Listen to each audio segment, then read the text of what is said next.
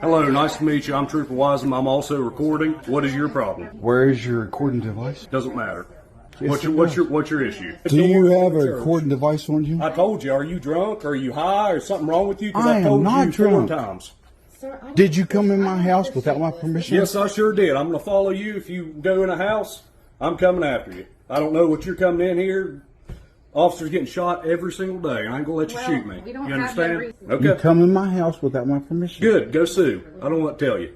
I've told you why I came in. I ain't letting you shoot me. You understand that? I don't have a gun, do How do I? I know you don't have a gun? Look at me. How do I know you don't have a gun? Look at me, sir. Do not raise your voice to me. You understand me?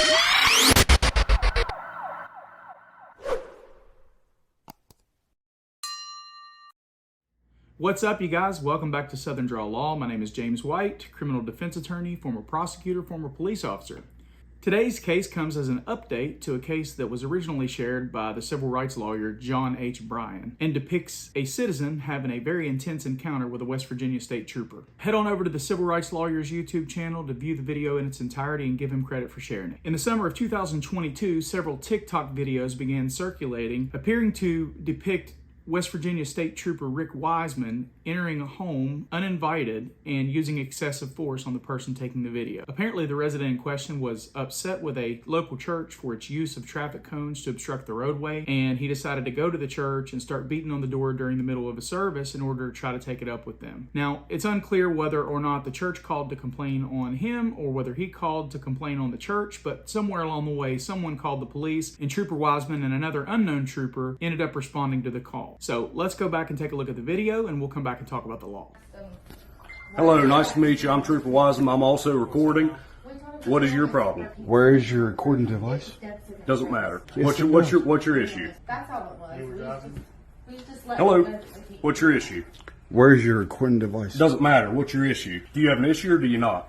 Yes, I do. Well, then let's hear it. They had a cone in the middle of the road. I almost hit it. So you go down beating on the church, interrupting a service because you almost hit a cone in the road, Yes, I did. and that's the problem. Yes, sir. Is that Please go okay? to your bedroom, please. No, No, you guys stay here. no, it's not okay that you're going down there beating on a church. It is okay. No, actually, it's not okay. Actually, it's against the law. It's against the law. It is against the law I to go and didn't say beat it a was. Do you door have in a church. recording device on you? I told you. Are you drunk? Are you high? Or something wrong with you? Because I I am told not you drunk. 4 times. Sir, I Did you come in my I house have without my to permission? Yes, I sure did. I'm going to follow you. If you go in a house, I'm coming after you. I don't know what you're coming in here. Officers getting shot every single day. I ain't going to let you shoot me. We don't You have no understand? reason to shoot anybody. Well, that's what everybody says. In the road, take a picture of them. Hello. Nice to meet you. Where's your recording device? You've asked me that now 6 times. What is your name and your I badge? already told you that also. No, you didn't. Oh, yes, I did. So are you high or drunk? He's not high or drunk. Then what's You're wrong being with him? very hostile. Well, like I said, I'm not dealing with this. You have a problem. There was a cone in the road. Anything else? This is upset me. No, she is not Good. coming there. Why? I want to talk to her. No.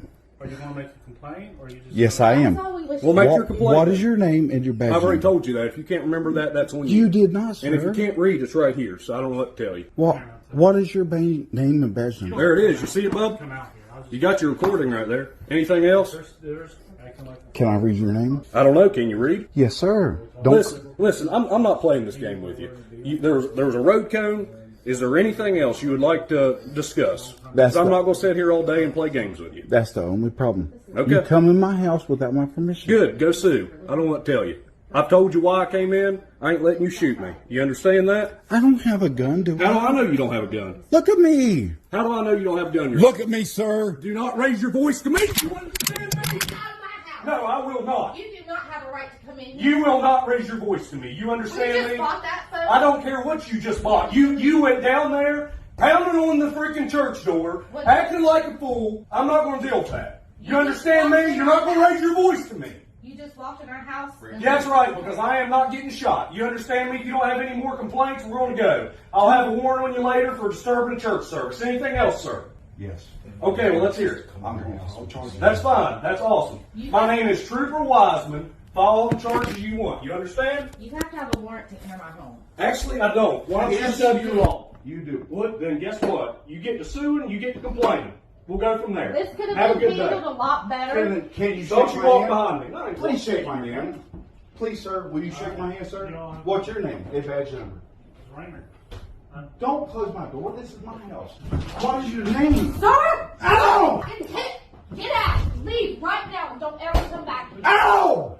You broke my fingers. Now, John Bryan did a fantastic job of outlining the likely unconstitutional nature of the trooper just waltzing into this person's house uninvited and without a warrant.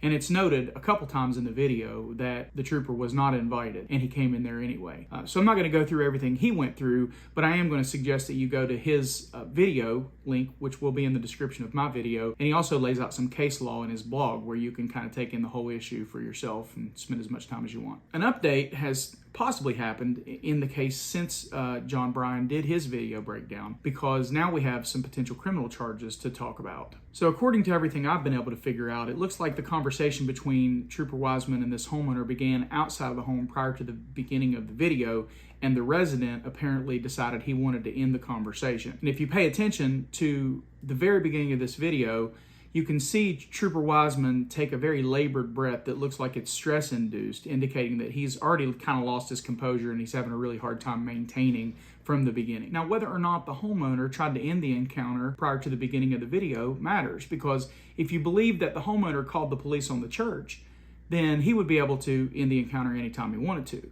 And if you believe that the church called the police on the homeowner, well, he would still be able to end the encounter anytime he wanted to. And even if Trooper Wiseman wanted to do some further investigation, he certainly wouldn't be justified in doing so and following the homeowner inside the house without a warrant to conduct further investigation. What we might want to look at now is whether or not there was even a criminal charge for him to investigate. He seems to only bring up the interruption of a church service after he gets more and more aggravated at the homeowner for asking him questions that he doesn't want to answer. But just for fun, let's take a look at West Virginia law and see whether Trooper Wiseman's right and there is an actual crime consistent with interrupting a church service. If you look at West Virginia Code 61-613, it does say that if any person willfully interrupts, molests, or disturbs any assembly of people met for the worship of God, he shall be guilty of a misdemeanor, and upon conviction shall be confined to jail not more than 6 months and fined not less than $25 and not more than $100. So there is actually a low-level misdemeanor associated with interrupting a church service. Now, in spite of the fact that that is seemingly a criminal offense in the state of West Virginia, I'm not sure anybody's ever been charged with it, because I looked for case law having to do with that code and couldn't find anything, at least in my sources. It is no surprise, though, because you also have to keep in mind, until a few years ago, a substantial portion of West Virginia criminal code dealt with how people should conduct themselves during a duel. So let that sink in for a second. Now, it is true that the homeowner admitted to the very definition of disturbing a religious service, but he did so while Trooper Wiseman was standing unlawfully in his living room and asking him questions about what happened. So even if the law were to allow Trooper Wiseman, for his own safety, to follow the homeowner into the home just to make sure he didn't have any weapons he intended to use, it certainly wouldn't allow him to stand around and investigate and ask questions of the homeowner while he's standing in his living room to further an investigation for a misdemeanor. So it's likely that any statements that the homeowner made during this process would be suppressed if the case were to ever go to court. Let's assume for a second that Trooper Wiseman had probable cause to make an arrest for disturbance of a religious service for some evidence that he was able to uncover outside of the homeowner's statements. And you might be wondering, well, how in the world could you get probable cause? Or what is probable cause?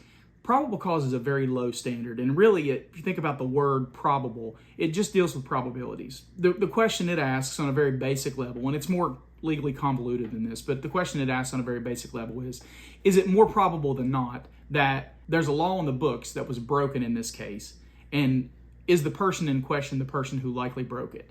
And we know from the statements that the guy made, regardless of whether it's admissible in court, that there is a law on the books. It is a misdemeanor, and according to his own words, he probably did break the law. So it would be easy to assume that there is probable cause in this case to make an arrest. But then the next inquiry would be, would it be lawful for Trooper Wiseman to make a warrantless arrest inside this man's home for a misdemeanor that didn't occur in his presence? And you might say, well, why are you assuming it didn't occur in his presence? Well, I'm assuming it didn't occur in his presence because of how heated Trooper Wiseman is already in this encounter, and I have to believe that if he had actually seen this guy beating on the door of the church, he would have arrested him immediately, and then you would have had a misdemeanor that occurred in his presence, and we wouldn't be talking about this. But he actually alludes to getting a warrant on the man for disrupting a church service. So that tells me that he knows, at least in that particular case, that he couldn't arrest him on the spot for it, which further indicates that it didn't occur in his presence. But just for the sake of the argument, let's explore what it would take